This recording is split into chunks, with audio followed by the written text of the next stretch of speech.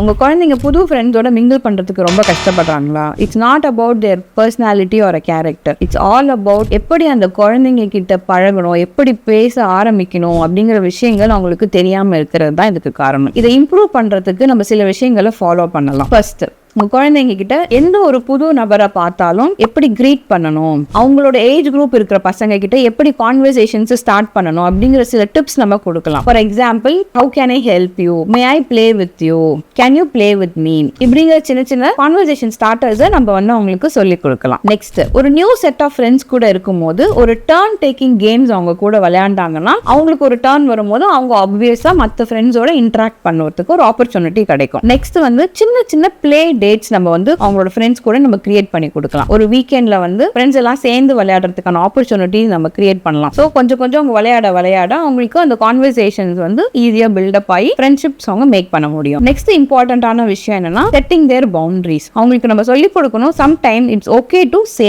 No. இந்த மாதிரி சின்ன சின்ன டிப்ஸ் நம்ம ஃபாலோ பண்ணோம் அப்படின்னாக்கா நம்மளோட குழந்தைங்க ஈஸியா மற்ற பசங்களோட மிங்கிள் ஆகவும் செய்வாங்க, அவங்களுக்கு நியூ ஃப்ரெண்ட்ஸும் நமக்கு நிறைய கிடைப்பாங்க.